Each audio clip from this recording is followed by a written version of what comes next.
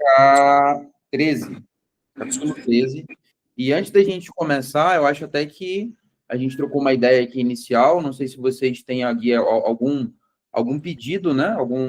Para a gente fazer uma oração. Acho que a gente está criando um grupo aqui literalmente, de irmãos mesmo. Eu acho engraçado, né? Tipo, as pessoas, dentro do contexto religioso, eles se chamam de irmão, mas na hora que você precisa, velho, não conta com o irmão, não, que ele não vai te ajudar, não. Então, irmão é uma palavra muito forte, né? Tipo, irmão eu tenho um irmão. E, velho, ele mora longe, mas se eu precisar de alguma coisa, estiver lá na cidade, ligar para ele, ele vai largar e vai lá me socorrer. Então, irmão, para mim, é uma terminologia muito forte, né? Eu acho que a gente está criando esse laço de irmãos em Cristo mesmo aqui. E cada vez mais a gente vai trocando um pouco de ideia, vai se conhecendo. A gente orou bastante sábado, geralmente é o dia que eu estou bem mais tranquilo. Eu tiro para orar por cada um de vocês, pela família de vocês, pelos projetos, pelos desafios. Cara, não é fácil. E aí, se vocês quiserem colocar aqui, ou quiserem colocar no grupo para a gente lembrar depois, para a gente estar orando uns pelos outros, pode coloca aí, pode falar e também antes da gente começar. Vocês têm algum pedido especial para a gente estar orando nesses próximos dias aí?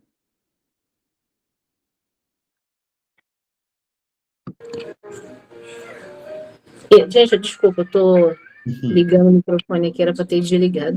Tranquilo. Então, beleza. Fechou. Tranquilo. E aí, se lembrar, joga lá, já que a gente vai desenrolando. Vamos orar e a gente começa. Obrigado, Deus, por mais uma oportunidade que a gente tem de parar aqui em terça-feira e estudar a tua palavra. Esse é uma das coisas incríveis da internet, de chamada de vídeo, a gente poder estar em vários lugares do Brasil. Estou aqui no meio do Brasil, em Brasília, a Jana está no Rio de Janeiro, o Pedro está em Minas, o Douglas está em São Paulo, e a gente está aqui unidos através da internet para estudar a tua palavra. Isso é uma coisa muito boa. Então, a gente agradece por isso, por essa oportunidade, e nos ajuda a entender qual a tua mensagem de hoje para a nossa vida, para o nosso coração. É o que nós pedimos em nome de Jesus. Amém. Vamos lá, turma. Todo mundo vai participar da leitura. Geralmente o Pedro fica de ouvinte. Douglas, como é que está aí hoje, Jana? Me dá uns 10 minutinhos que meu filho está aqui gritando de fome. Eu vou fazer um papazinho para ele, tá? Mas beleza. Eu vou continuar acompanhando aqui. Beleza, eu vou seguindo aqui então, vou lendo, vou explicando como eu fiz, e a Jana, quando eu conseguir voltar, vai distribuindo essa leitura comigo. O que eu preciso que vocês pensem... Tranquilo, Douglas. O que eu preciso que vocês pensem...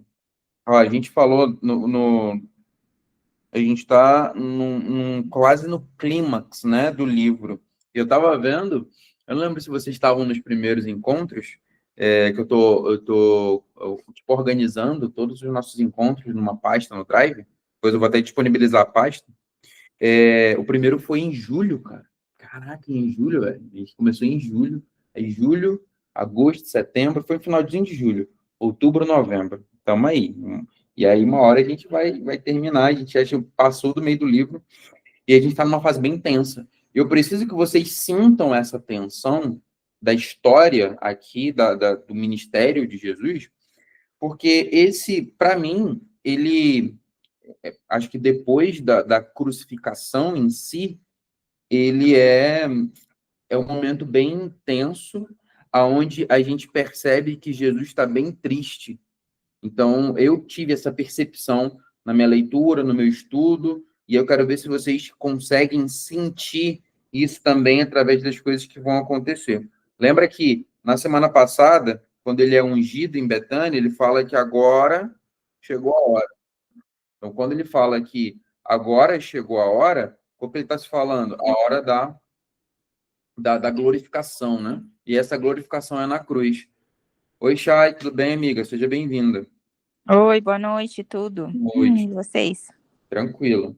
Chegou bem, a gente vai começar aqui, vai começar a leitura agora. Você vai conseguir participar da leitura? Sim, aham. Fechou. Então, por Posso enquanto... ser por último? Só tenho eu e você. Ah, tá. A Jana tá dando a comida pro filho dela, depois ela vai voltar, os meninos estão de ouvinte. Beleza?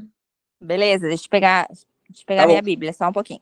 Tá. Então, de fato, Douglas, nessa parte tem um simbolismo muito forte. É uma parte muito intensa. E nessa leitura que eu tive, eu consegui perceber o quanto Jesus está triste porque ele está chegando o momento. E, cara, lembrem-se que ele era 100% Deus, mas também era 100% humano. Então, tudo que ele sofreu como humano. Né? Ele sofreu como humano toda essa dor que ele sentiu. Isso é muito forte. E, às vezes, a gente passa correndo pela história de Jesus e a gente perde esses detalhes que eles deixam a história muito mais profunda, né? Muito mais profunda. E essa cerimônia, como você falou, do lava-pés, ela é muito. Eles não estavam preparados para isso, cara. Jesus, ele é muito quebra de expectativa, né? Então, jamais imagina na história dos grandes líderes mundiais, né? Quem que faria próximo de morrer o que Jesus fez aqui agora? Então, e eu quero que vocês percebam cada capítulo, João tem agora cada vez mais intensificado falando sobre a Páscoa. Então, no capítulo anterior, acho que ele falou sobre que estava chegando a Páscoa, falou umas 3 vezes. E aí isso também, né, aponta lá para o Antigo Testamento, mostrando que a Páscoa, quando foi estabelecida ali, da libertação dos egípcios, ela, cara, estava apontando para isso aqui. E a repetição que João está fazendo, falando, ó, tá chegando a Páscoa, tá chegando a Páscoa, tá chegando a Páscoa, é tipo assim, a verdadeira Páscoa também vai estar acontecendo. Então, realmente, é tudo assim, recheado de simbolismos. E a Bíblia, ela é um livro, como eu falei na semana passada, retrasada, que cara, se a gente voltar, depois que terminar esse estudo, e fizer ele todo de novo, a gente vai descobrir mais coisas que a gente não tinha, que não vai conseguir descobrir agora. Porque cada vez mais a gente vai escavando e vai encontrando a verdade, as verdades eternas. Então, beleza. Então, ó, Jesus lava os pés dos discípulos. Capítulo 13. Xana, chegou aí? Conseguiu? Xana não, Chayana. Jana e Chayana. Consegui, tô aqui. Tá, vou começar aqui então. Pouco antes da festa da Páscoa, olha ele falando sobre a Páscoa de novo. Jesus sabia que tinha chegado a hora de deixar este mundo e ir para o Pai. Aí, nota de rodapé do próprio João. E tendo amado os seus que estavam no mundo, amou-os até o fim. Então, já começa bem tenso. Versículo 2. Estava sendo servido o jantar e o diabo já havia induzido Judas Iscariotes, filho de Simão, a trair Jesus. É só uma pergunta, Thiago, por que você disse que ali a nota de rodapé, tipo, na minha Bíblia tá uma continuação ali. Sim. É porque eu sempre com continuação, mas é porque a gente percebe que João escreveu isso aqui depois que já tinha tudo acontecido. Entendi. Tá. Então, toda vez que eu imagino a gente lendo, eu tento fazer essa... Entendi. Eu viajei agora. Não, tranquilo. Foi uma força de expressão. Tá, beleza. Jesus sabia que recebera do Pai todas as coisas, que tinha vindo de Deus e voltaria para Deus. Assim levantou-se da mesa, tirou sua capa e colocou uma toalha em volta da cintura. Ele derramou água numa bacia e começou a lavar os pés dos seus discípulos, enxugando com uma toalha que tinha à sua volta. Chegou-se a Simão Pedro, que lhe disse: Senhor, vais lavar os meus pés? Sempre Pedro, né? Sempre Pedro. Sempre impulsivo. Por quê? Porque dentro da cultura onde eles estavam inseridos ali, tinha essa questão de lavar. Quem que lavava os pés? Era o servo, os serviçais, né? O serviçal que fazia isso. Pois é, Pedro. Não todo Pedro, mas sempre o Pedro. Então, e o Pedro, ele ficou... Ninguém na história do cristianismo, do judaísmo do primeiro século que estava esperando o Messias ia imaginar essa cena. Ninguém ia imaginar essa cena. Primeiro porque não era esse libertador que eles estavam esperando. Porque o cara, para lavar os pés, era algo muito, muito serviçal mesmo. E aí, caraca, tem coisa assim que, se Jesus explicasse isso em palavras, não ia ser tão forte. Não ia ser tão forte quanto o momento em que, o que ele fez no momento em que ele fez. Porque a gente já começa a ver desde do capítulo 12 o quanto ele já começa a sentir uma dor muito forte. Lembra que a gente leu ele falando que a alma dele está muito perturbada, e aí ele começa como se ele estivesse pensando em voz alta, né?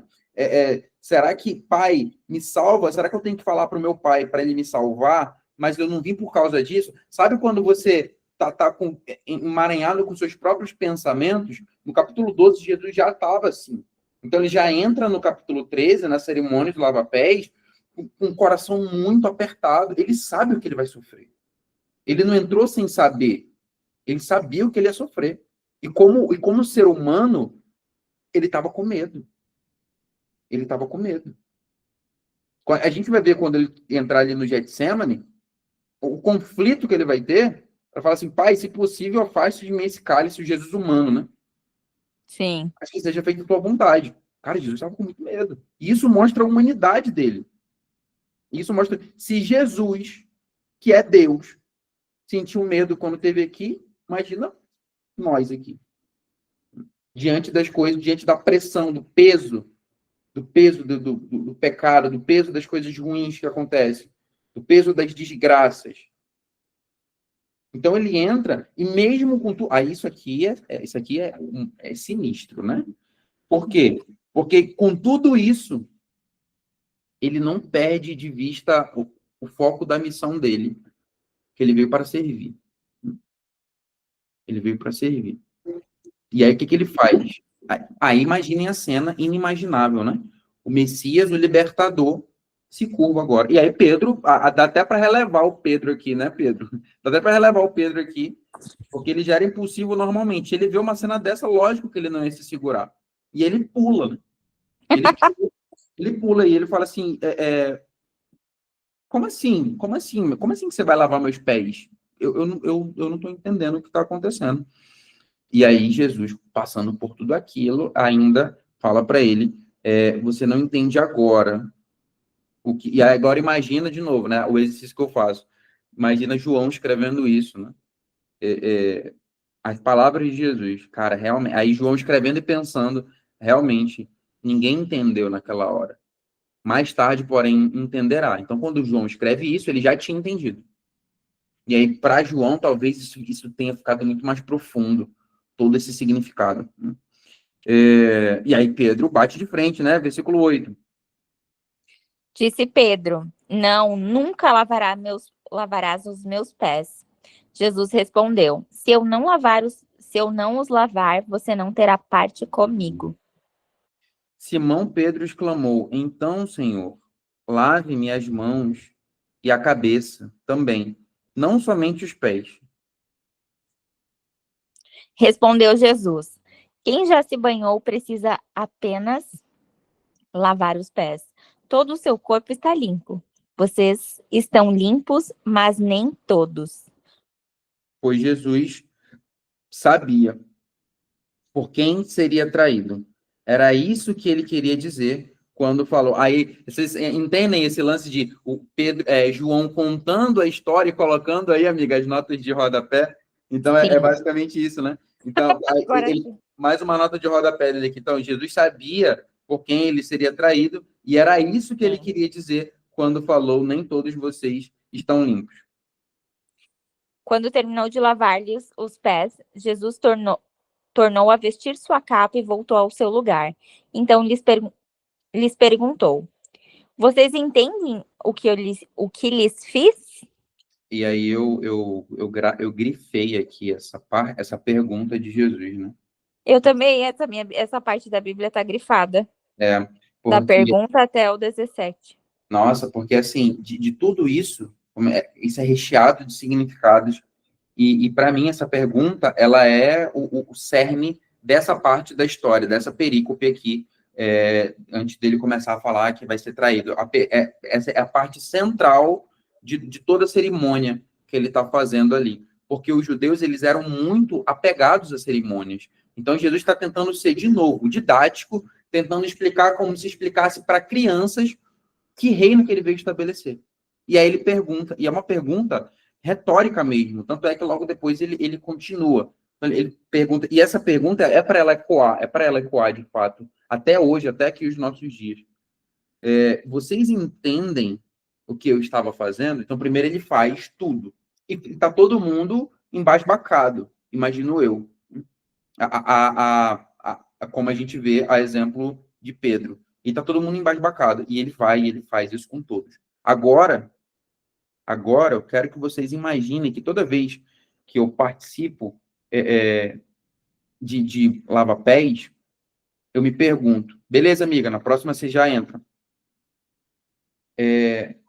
Cara, como será? O texto não fala sobre isso, mas eu sempre me pergunto, como será que Jesus ficou lavando os pés de Judas? E Judas tendo deixado, né, com que Jesus lavasse os seus pés. Como foi esse momento? Porque o texto já deixa claro algumas coisas. Ele já deixa claro que o diabo já tinha entrado em Judas, que ele já estava ali, Jesus já estava dando todas as indiretas. Judas já sabia que Jesus sabia que ele era o traidor nesse momento. Ainda assim, Jesus vai lá e lava os pés dele. Mas não lava no sentido de, tô aqui, né? Eu sei o que você vai fazer, ô safado. Vou colocar aqui teu pé. Não é isso que Jesus está fazendo. Imagina o constrangimento de amor que Jesus está passando para Judas.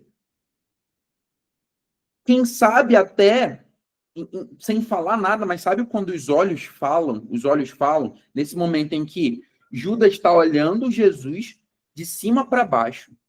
Jesus se rebaixou, se ajoelhou para lavar os pés de Judas. E nesse momento, quem sabe, com os olhos... Exato. Eu penso isso, Douglas. O Douglas falou, talvez seja por isso que ele ficou com tanto remorso. Talvez seja essa cena. Olha, a gente está viajando aqui, tá? Mas porque faz sentido. Será que o maior remorso que ele sentiu junto com a cruz, porque ele nem viu, né? Ele nem viu, na verdade.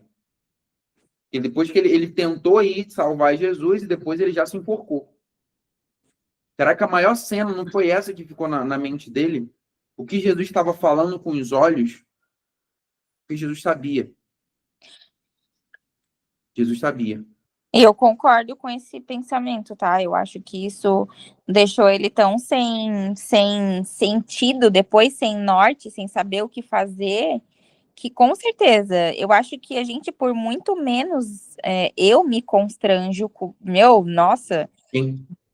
Por muito menos, sabe? E aí tu imagina naquela situação toda, naquele contexto todo e com tudo, né, que eles viviam, e aquilo era prova, né, querendo ou não, de tudo que eles estavam vivendo e experimentando, no caso. Cara, deve ter sido muito punk, porque tá todo mundo ali, todos estão olhando para Jesus, todos estão constrangidos num certo nível. Pedro mostra mais ou menos o nível de constrangimento de todo mundo.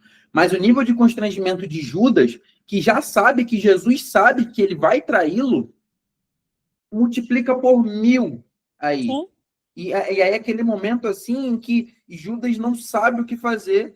Jesus sempre teve o olhar muito penetrante, né? Então, quando ele olha para a mulher no poço, quando ele conversa e olha para Nicodemos, quando ele olha para Maria Madalena, quando ele olha para aquele que ele estava curando ali, o olhar de Jesus sempre foi muito penetrante, mas não intimidador. Confrontador, mas não intimidador. Aquele confronto que ama, tipo assim, eu sei o que você vai fazer. Mas eu não vou deixar de te amar por causa disso. Mano, eu não sei o que eu faria se eu estivesse nessa situação. Não sei. A gente passa por isso o tempo todo, né? Com favor imerecido. Exatamente. Com certeza. É que a gente não associa isso no ordinário, né? Uhum. Exatamente. E aí, outro ponto. Quando a gente volta a cair nos mesmos pecados, dos quais a gente tenta se libertar e não consegue, Jesus está olhando para a gente com o mesmo olhar. Ele ama você e ele já te conhece a sua pior parte, né? Na Bíblia fala que no Senhor não há variação de sombra. Sim. Né? Então, ele é totalmente luz. Só que o Jesus fala que ele é a luz do mundo. Qual é a propriedade da luz? Ela ilumina. Então, a própria luz dele já conhece o que há de pior na gente. O amor dele nunca mudou. Né? Eu já falei para vocês que eu já desisti de entender, porque infelizmente tem coisas que não tem como, né? A gente não merece mesmo. É uma coisa que eu penso todos os dias. Nós não merecemos, mas mesmo assim o amor dele é imutável. E no caso de Judas é pior ainda, porque Deus confirmou para ele que ele tinha um lugar garantido no céu, ao lado dele, né? Com os 12 tronos lá. Caraca. E mesmo assim ele foi lá e traiu. Só que aí eu penso, será que ele traiu por causa do plano de Deus ou porque ele foi tentado pelo diabo? Sempre rola. Porque ele foi fraco, né? Exatamente, exatamente. Foi fraco naquilo que Deus estava tentando passar para ele, ensinar para ele. Exato. A liberdade de escolha ele sempre teve. Então, nesse momento em que, ainda assim, o diabo entrou nele, o diabo não é mais poderoso do que Jesus. Pô. Então, ainda existia esperança para ele até o último momento. Exato, mas assim, ó, naquele, eu associo, gente, já que a gente tá nos evangelhos, eu associo muito ao The Chosen, né? Não tem como não. E é uma cena, e os atores são excelentes, né? Inclusive, quem faz o papel de Jesus, meu Deus, é muito... eu me conecto, assim, com as cenas. Mas Judas, ele é arrogante de certa forma, né? Ele fala com prepotência ali nessa quinta temporada mesmo, nessa última ali, que a questão do templo ali, os outros capítulos que nós já passamos e tal, ele é arrogante, né? Sim. E aí, para fechar essa parte desse momento, que para mim é o momento mais tenso aqui dessa primeira parte, eu lembro de Oséias e Gomer, né? Não sei se vocês já leram o livro de Oséias, e indico fortemente, porque por mais que no primeiro momento ali Deus, de forma lúdica, mostra que Israel é a prostituta, então, resumindo a história, o profeta casar com a prostituta e amá-la, né? E aí tem vários filhos da prostituição e aquela coisa toda, e isso tudo é um escândalo. Isso aqui é um escândalo. Sim. Aqui, tudo isso lá na frente, quando Paulo, para mim, o maior intérprete das escrituras e que vai continuar escrevendo depois as cartas é Paulo, e aí quando ele fala o amor de Jesus me constrange, cara, eu acho que é desse constrangimento que ele está falando. Por muito tempo, eu não entendi. Algumas versões da Bíblia até pegaram e mudaram esse termo, colocaram o amor de Jesus me motiva. Mas, cara, que não é motivação, não, é constrangimento mesmo. E talvez ele estivesse fazendo alusão a esse momento, ao momento de Oséias e Gomer. Então, ele amou tanto aquela que não merecia, que em algum momento ela parou de ir embora, constrangida pelo amor do seu esposo. Basicamente o que Jesus faz por nós, né? Então, se a gente vai para o contexto fora do que a gente está vivendo aqui, às vezes o contexto do nosso trabalho, o contexto de outros ambientes que a gente está inserido, se a gente tem esse tipo de conversa, as pessoas vão falar assim, cara, Jesus era um otário. O Oséias lá, pô, a mulher traiu ele várias vezes, ele estava livre e ele continuou amando. Às vezes é isso que parece para as pessoas. Porque o amor de Jesus, só quem sente vai entender. Só quem já foi abandonado por tudo e por todos e foi levantado pelo amor de Cristo é que vai conseguir entender. E às vezes não cabe, às vezes não, nunca vai caber em palavras. Nunca vai caber em palavras. Então aqui, eu quis introduzir vocês nessa parte mais tensa para que a gente vá sentindo junto no desenrolar o peso de toda essa história. E às vezes, eu sempre me uso como exemplo, né? Eu já passei pelos evangelhos, corrido assim, e foi mais uma leitura que passou. Mas, cara, quando a gente vai com calma e vai entendendo, nossa, mano, mexe com a gente. Mas beleza, terminando essa parte, a pergunta é importantíssima, né? Vocês entendem o que eu estava fazendo? Vocês me chamam de... Aí ele vai continuar, né? Uma pergunta retórica. Vocês me chamam de mestre e senhor e fazem bem, porque eu sou. Versículo 14. Jana, pode ler para a gente, já. Oi, 14? 14. E uma vez que eu, seu senhor e mestre, lavei seus pés, vocês devem lavar os pés uns dos outros. Eu lhes dei o exemplo para que vocês façam como lhe fiz. A verdade é que nenhum escravo é maior do que o seu senhor. Nenhum mensageiro é mais importante do que aquele que o envia. Agora que vocês sabem essas coisas, serão felizes se as praticarem. Inversão total, né? Inversão total dos valores da cultura da performance que a gente vê por aí estampado nas redes sociais e às vezes no nosso ambiente de trabalho e outros ambientes que a gente está inserido. É por isso que, cara, parece que esse momento aqui, para quem acredita, todos vocês, né, todos nós estamos aqui, acreditamos que essa aqui é a palavra de Deus, ela confronta a gente para colocar a gente de volta no eixo da vida eterna. Porque tudo que a gente está vendo aqui, cara, é muito distante do que a gente vive no nosso dia a dia, pô. É muito distante. É muito distante. Quer dizer que, de acordo com o que Jesus está fazendo aqui, aquele que serve é que é o maior. Aquele que se humilha é que é o feliz, é que é o bem-aventurado. Às vezes isso nem faz sentido na nossa cabeça. Por quê?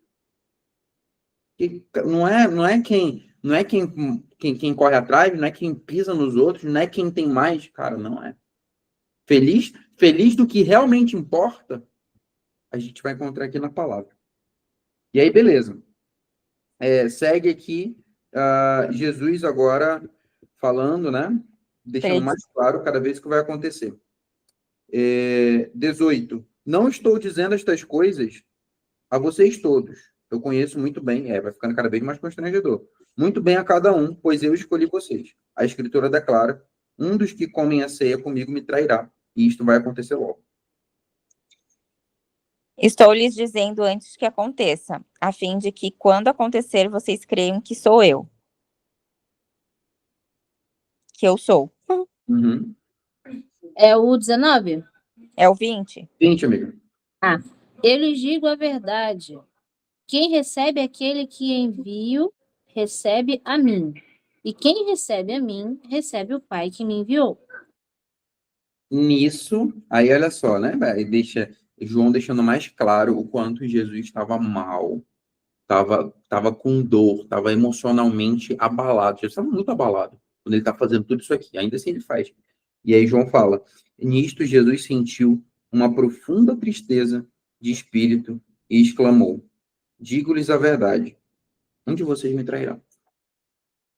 Seus discípulos olharam uns para os outros sem saber a quem ele se referia. Cara, que loucura, né? 23, vai. O discípulo a quem Jesus amava ocupava o lugar ao lado dele à mesa.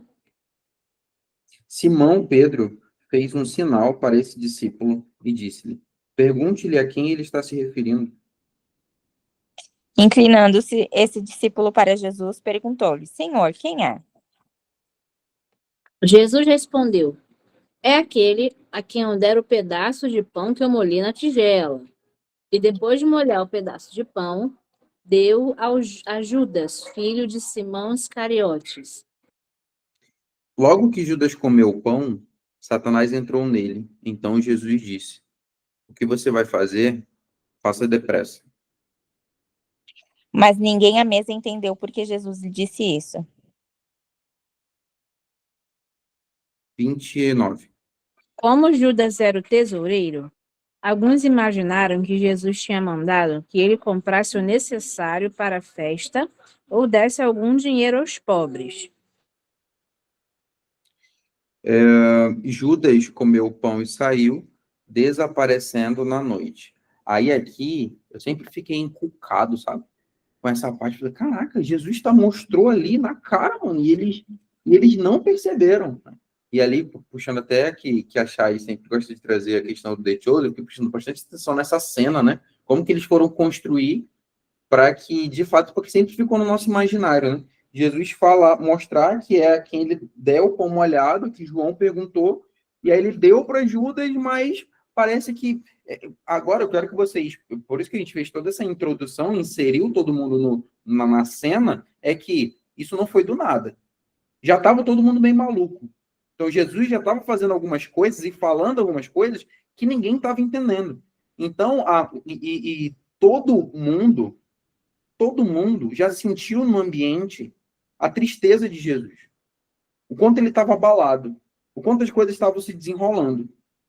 Ele já tinha falado algumas coisas no capítulo anterior sobre a morte dele. Ele já estava mostrando que ele estava muito profundamente triste. Pensando em voz alta e aquele conflito.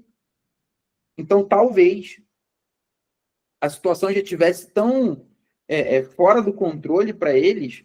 E você sabe, né? Tipo, quando a gente está sob muita pressão, a gente não consegue ver o óbvio. A gente não consegue ver o óbvio. E isso que aconteceu. E às vezes, as situações que acontecem com a gente, Deus está mostrando o óbvio e a gente não está enxergando. Deus está mostrando de forma bem clara, através da palavra dele, através de pessoas usadas pelo Espírito Santo, através das situações que envolvem a gente, ele está mostrando bem claro, cara, não vai. Não faz isso. Ou já está muito claro que você tem que seguir, que você tem que fazer. O que você está esperando ainda? Só que a gente está tão pressionado que a gente está com uma vena nos nossos olhos. A gente não consegue pensar. A gente não consegue, em meio a crises, em meio aos problemas, e a gente fica preso, correndo atrás do nosso próprio ralo. E ele já está mostrando. Ele já está mostrando. Momento de dor, a gente sempre fala, eu sempre falo, né, que num dia ruim, você não tem que tomar nenhuma decisão, porque geralmente você vai se arrepender. Vai tomar uma decisão ruim. Ou quando está muito cansado, dorme que passa. Mas e quando você está vários dias ruins e quando as coisas estão há muito, e você tem que tomar uma decisão? Então aqui, vejo que eles não conseguem entender o que está na cara deles, justamente por todo o contexto, sabe? Por todo o contexto. E aí, beleza, cortou a cena, e agora a gente vem para uma parte muito forte também aqui, de novo, Pedro, né? Vai agora sobre o que Pedro, sempre mostrando que não está entendendo, mas ele pelo menos se movimenta ali para tentar sair daquela situação, tentar trazer luz sobre alguma coisa. E aí, versículo 31 diz: Jesus prediz que Pedro o negará. Logo que ele saiu, então saiu Judas, cortou a cena, voltou aqui. Chegou a hora, e Jesus disse: chegou a hora de o Filho do Homem ser glorificado. Ele já falou isso umas 3 vezes. Chegou a hora do Filho ser glorificado e Deus será glorificado nele. 32. Se Deus é glorificado nele, Deus também glorificará o Filho nele mesmo e o glorificará em breve. Meus filhos, estarei com vocês apenas mais um pouco. E como eu disse aos líderes judeus, vocês me procurarão, mas não poderão ir para onde eu vou. Por isso eu estou dando a vocês um novo mandamento. Amem-se uns aos outros. Como eu os amei, vocês devem amar-se uns aos outros. Com isso, todos saberão que vocês são meus discípulos, se vocês se amarem uns aos outros. Cara, isso é muito difícil, né? Vamos lá. Vamos ser bem sincerão aqui. Isso é muito difícil, cara. É muito Claro que difícil. é. Concordo. É muito difícil a gente amar uns aos outros. E principalmente, né? Aí Jesus fala assim, como eu os amei. Aí ele me quebrou muito. Né? Já é difícil amar normalmente. E o amor de Jesus, ele é um amor sacrificial. Ele é um amor sacrificial. E aí eu sempre esse é o meu primeiro pensamento. Eu até escrevi aqui. Falei, caraca, Jesus, isso é muito difícil. amar os outros com amor sacrificial. Porque, vamos lá, o nosso amor, geralmente ele é egoísta. Né? Por quê? Eu amo alguém porque esse alguém tem algo a me oferecer, seja afeto, seja um amor correspondido, mas sempre tem uma troca nesse amor. Agora, o amor de Jesus, ele não é assim, ele é sacrificial. E aí é que pega. E tá tudo bem a gente amar o nosso cônjuge, amar as pessoas da nossa família, às vezes até de ver da nossa família já começa a ficar um pouco mais difícil. Mas, vamos lá, sangue do sangue, né? Mas e as pessoas que são inconvenientes, cara? Como é que a gente vai amar as pessoas que são inconvenientes? As pessoas que não merecem o nosso amor. É desse amor que Jesus está falando quando ele fala que, como eu vos amei. Só que aí, sabe qual é o lance? É que, de fato, a gente não consegue, e é isso mesmo. Qualquer impulso que a gente tem para o bem, ele não é nosso, ele é fruto do Espírito Santo. Então, quando eu vou aqui amar e vou me sacrificar, porque é isso que Jesus mandou, mas, cara, que saco, não, tá aqui. Não é assim que funciona. Pelo menos que eu tenho entendido. Quanto mais a gente se relaciona com Jesus e com a sua palavra, a gente começa a entender e algumas coisas começam a mudar na nossa mente. Porque por mais difícil que seja, isso não é nosso, isso é dom de Deus, isso vai sendo colocado no nosso coração, não de uma hora para outra. A partir do momento que a gente aceita Jesus como nosso Salvador, a gente entra num processo que é muito mal entendido de santificação. Então, tem a justificação, que é quando a gente aceita Jesus. Tem a santificação, que é esse processo que a gente vive, que é a nossa caminhada dia a dia, e tem a glorificação, que é quando ele vai voltar. Esse processo de santificação, as pessoas acham que a palavra santo, ela é impecável. Santo é aquele que não peca. O santo se separa dos pecadores. Não existe isso. Santo não é aquele, não é impecável. Isso é uma ideia bem helênica, bem grega, porque existia um Deus chamado Santos, que ele estava acima, ele flutuava. Então, aí trouxeram isso para dentro da Bíblia. Mas você vai para a raiz da palavra bíblica, o que significa santo na Bíblia é separado. Toda vez que a gente vai pegar e vai fazer a tradução e vai ver o que está ligado ali à palavra santo, é separado. Separado por um propósito. No Antigo Testamento, em hebraico, no aramaico e no Novo Testamento, em grego. E no Novo Testamento isso ainda vai ficar mais claro. Porque quando ele fala para a gente ser santo, não é para a gente ser impecável, não é para a gente se separar das pessoas. É para a gente se separar do mal que há dentro de nós. E onde é que eu faço isso? Amando a Deus e amando meu próximo como a mim mesmo. Então, quando eu estou nesse processo de santificação, não é um processo de separação das pessoas. É um processo de separação do mal que habita dentro de mim. Aí a ótica começa a mudar. Porque se eu estou buscando me separar do mal que existe dentro de mim, só Jesus pode fazer isso. E sabe como ele faz isso? Ele faz assim, ó. Beleza, você é um cara, Thiago, você é um cara bem egoísta. Então, vai pro campo. Vai lá para ver quem está precisando de mim. Vai amar. Você estudou, aprendeu? Cara, legal. Muito legal. Agora pega tudo que você aprendeu aqui e aplica com os teus colaboradores. No dia de amanhã. Aplica isso com as pessoas que vão tentar te passar a perna. Aplica isso com o cara que vai te dar uma fechada na rua.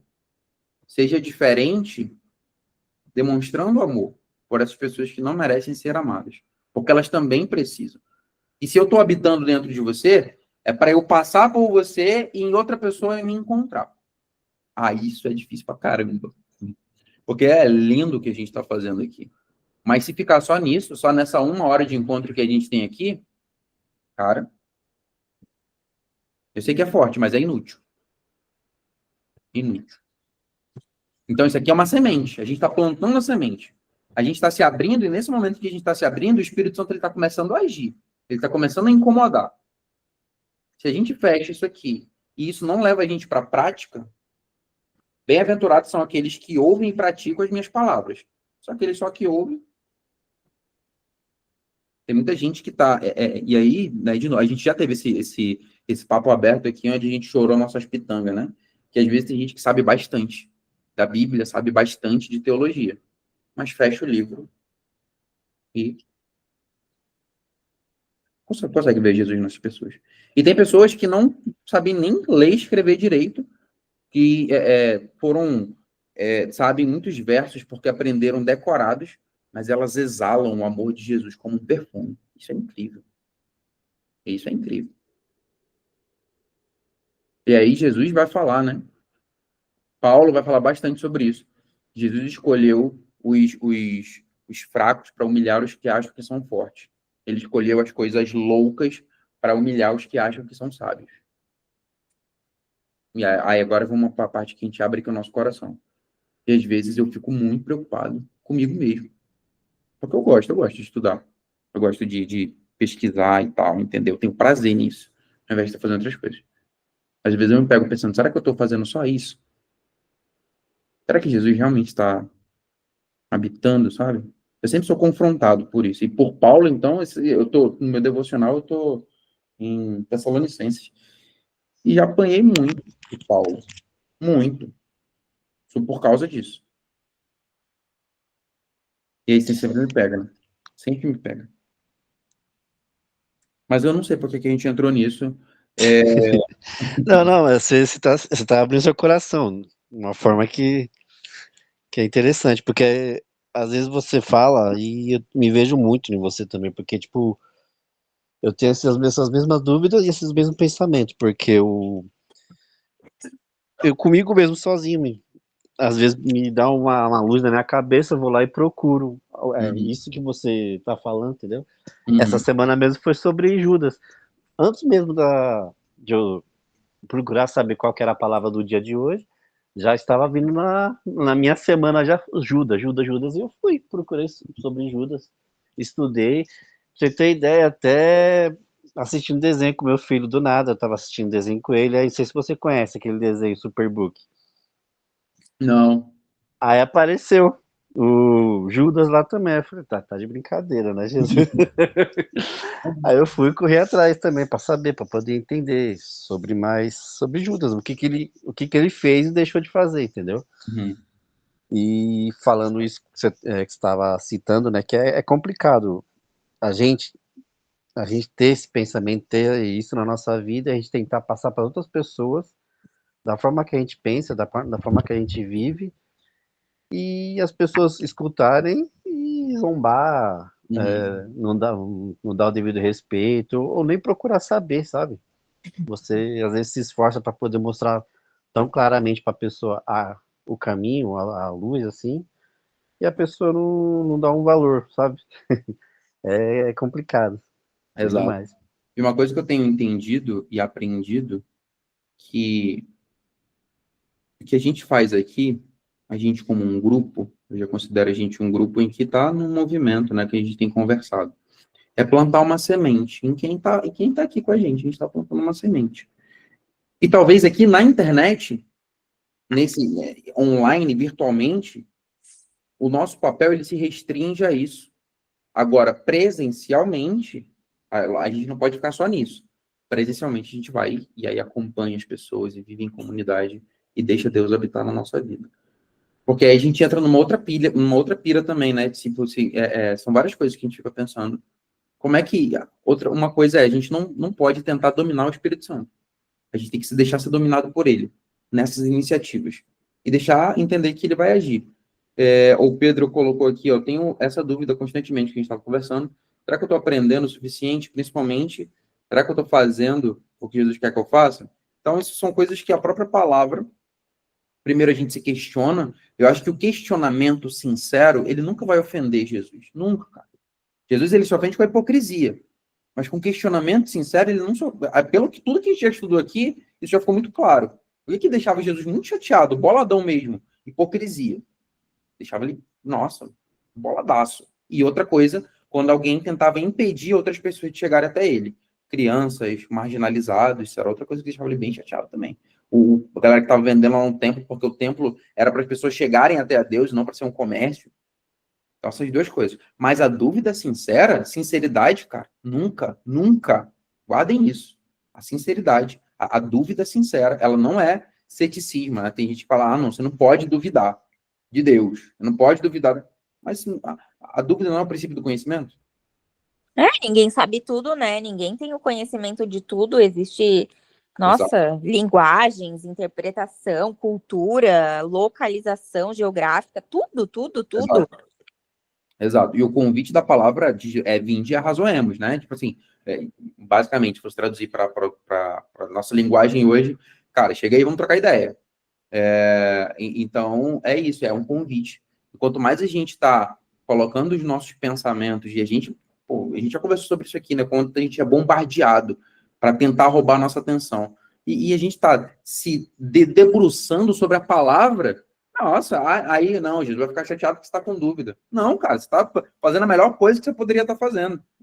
Melhor que você poderia estar fazendo. E aí entra outra variável que eu sempre gosto de trazer à tona, que é o agir do Espírito Santo. A forma como ele vai habitar dentro de cada um não é igual, é diferente, como ele vai atuar na nossa mente, porque ele sabe que todos nós podemos fazer parte de um plano maior, que é a pregação do Evangelho. Como isso vai acontecer, aí já é muito individual de cada um. Mas fechando aqui, lembrei, a gente entrou em tudo isso porque o quanto é difícil, né? Seguir o mandamento de amar uns aos outros como Jesus nos amou. E aí, Pedro fala, nem dá moral para isso que ele está falando, já pergunta outra coisa. Simão Pedro lhe perguntou, Senhor, para onde o Senhor vai? E Jesus respondeu, para onde eu vou, vocês não podem ir agora, porém mais tarde poderão me seguir. 37 e 38, para acabar. Pedro perguntou, Senhor, por que não posso seguir-te agora? Darei a minha vida por ti. Pedro. Oh, meu Deus. Vai, 38 para terminar, Jana. Morrer por mim? Disse Jesus. Eu lhe digo a verdade, Pedro. Antes que o galo cante, você me negará 3 vezes. Cara, todo mundo tem um pouco de Pedro, né, mano? Assim, às vezes a gente está empolgado, às vezes a gente está empolgado e fala assim, não, pô, a gente acorda e fala assim, hoje eu quero falar disso para todo mundo e tal, não sei o quê. E aí Jesus já sabia de tudo, né? Pois é, o Pedro falou que parece tanto que até o nome é igual, então todo mundo tem um pouco da personalidade de Pedro. E algo me diz que Jesus escolheu pessoas, ele pegou os 12, os mais improváveis, né, para serem os seus discípulos, cara, para mostrar que o evangelho, ser discípulo de Jesus é vida real, é dentro dos nossos defeitos que ele vai usar, porque não é sobre a nossa capacidade, é sobre se deixar ser usado. Então, Pedro, por todos os vacilos que ele teve, cara, ele teve uma vida muito massa, muito dinâmica, muito intensa ali com Jesus, vacilando e não vacilando. Tem até, eu vi, eu não lembro quem fez essa aplicação, mas eu achei bem interessante. Pedro também, Judas sentiu remorso e se matou. Os dois traíram Jesus. Judas traiu Jesus, Pedro também traiu Jesus. Mas Pedro se arrependeu, porque Pedro é um cara muito sincero. Ele era tão sincero que às vezes ele beirava ser sem noção, né? Então a sinceridade dele ultrapassava um pouco o limite da noção, mas ele era um cara sincero. E a sinceridade nunca, aí volta para o que eu tinha falado. Tanto é que quando ele percebe isso, ele se arrepende. E depois o Pedro, até lembrei disso, uma outra série que eu indico muito para vocês, que está na Disney, eu acho, que é sobre a vida de Paulo, brasileiro. Mas eu achei bem legal. Chorei algumas vezes, inclusive. Você viu, amiga, já? Não vi. Muito boa. Tá na Disney, sobre Paulo. Tem algumas cenas bem fortes, e aí tem um momento do diálogo entre Paulo e Pedro. E Paulo, que ainda era Saulo, perseguindo os cristãos, e como que ele vai encontrar... E Pedro, nesse momento agora, como líder, coluna da igreja, uma pessoa totalmente diferente, transformada pelo Espírito Santo. O mesmo Pedro, um maluco, que cortou a orelha do guarda do Malco lá, do guarda do sumo sacerdote, agora é uma outra pessoa. Aí tem várias aplicações que a gente poderia fazer disso, mas eu acho que a mais importante é que tudo isso Jesus usa para mostrar que todos nós que estamos aqui, cara, todos nós podemos ser discípulos dele, com as nossas limitações, ele não está buscando. Se a gente for olhar, o único discípulo, apóstolo, que era douto, né, era versado em várias línguas, era preparado teologicamente e linguisticamente, era Paulo. Mas o restante era todo mundo bem mais ou menos, né? Bem mais ou menos. E, então, isso mostra pra gente que ele quis fazer. E como a gente também pode ser usado. E o fato de a gente estar aqui, eu acho que é um reflexo disso. Um reflexo disso. Eu fico muito feliz porque a gente tem essa oportunidade. A gente, cara, tá aqui, ó. O nosso grupo tem basicamente 4, 5 pessoas comigo, vez e outra aparece um outro, mas esse é o núcleo, né? Mas aqui a gente está crescendo e a gente está. Eu sempre fico muito feliz quando a gente termina, porque parece a mim que sempre o objetivo foi alcançado. Então, tem interação, eu tenho certeza que isso leva algumas reflexões, assim como leva para minha semana, leva para a semana de vocês, e isso em plena terça-feira é muito bom.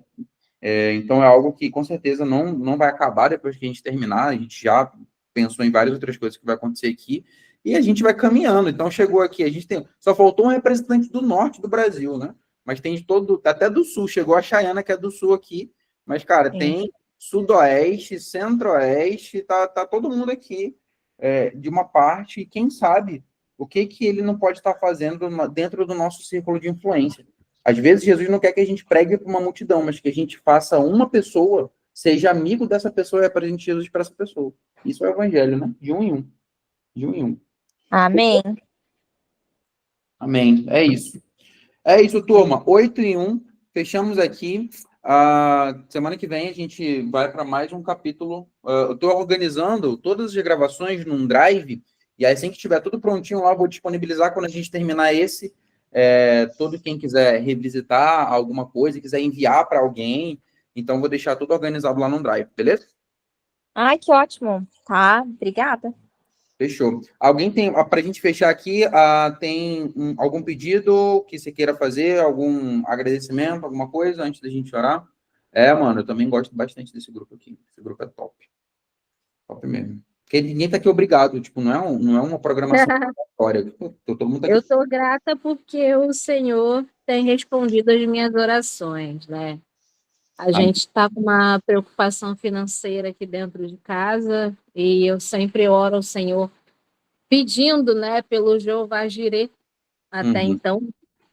E ele tem provido, ele tem aberto portas, né? Eu acho que a gente tem que desmistificar um pouco das questões de milagres, porque o Senhor faz milagres em dias rotineiros, corriqueiros como esse nosso, Com né? certeza. É por uma notícia, um acontecimento, algo que vai te influenciar para você ser abençoado. Então, é uma coisa que eu tenho vivido, né? Eu sou grata ao Senhor, eu quero demonstrar até então a minha gratidão ao Senhor, né? Porque é algo que até então não saiu daqui de casa, e o Senhor sempre manda a gente trazer a memória, né? E é algo que eu tenho que compartilhar com vocês, né? Eu estava com um vídeo aberto, mas eu estava fabricando, né? Eu sou saboeira, eu tenho uma empresa de saboeira artesanal, então, Que assim massa. como o CLT, eu também sou artesã, né? E o Senhor ele tem provido dos dois lados, assim como o meu marido também. Aí eu estou dividindo isso com vocês, né? Porque por mais que a seara seja grande, em algum momento seja árduo mesmo, né? O Senhor ensina a gente a ver por fé, não por vista, né? E é pela fé que o Senhor está honrando a gente, está respondendo às nossas orações. Amém, amiga. Amém. Amém. Testemunho forte. O Pedro colocou aqui que também é grato porque ele pensava muito negativamente. Desde que começou a buscar mais a Jesus, isso tem mudado. Ele tem encontrado um motivo para agradecer até mesmo em momentos difíceis. É isso, a vida com Jesus não é uma vida mais fácil, mas é uma vida com mais propósito, até nos momentos difíceis. Então, é muito bom a gente ter essa visão e ir se fortalecendo aqui. Que bom, galera. Eu sou grato por estar com vocês aqui toda terça também. Deus tem sido bom com a gente e só de se sentir ser usado por ele é motivo de muita gratidão. Então, toda terça é um agradecimento. Fechou? Vamos orar? Obrigado, Deus, por mais um estudo. Obrigado por cada pessoa que está aqui. Obrigado porque o Senhor tem sido fiel nas mínimas coisas e a tua palavra sempre se cumpre na nossa vida. Então, a Jana trouxe um agradecimento especial, o Pedro trouxe um agradecimento especial, eu trouxe um agradecimento especial, tenho certeza que a Chay também tem muito a agradecer, o Douglas também tem a agradecer, então a gente coloca tudo isso nas tuas mãos, os nossos planos, as nossas famílias, O Senhor sabe das nossas lutas diárias, dos nossos desafios, mas como o Pedro colocou ali, quando a gente te busca, até nos momentos de dificuldade, eles têm um sabor diferente, e às vezes a gente até esquece, mas o Senhor sempre está presente, e a gente te agradece por isso, te agradece por isso.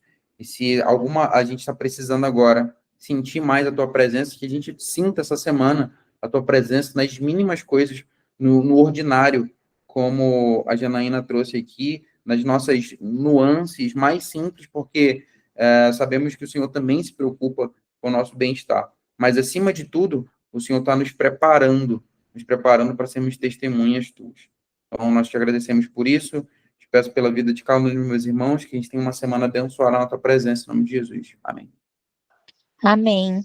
Amém. Amém, amém. Boa noite. Boa Valeu, noite a todos. turma. Tamo junto. Excelente semana. E é nóis. Amém.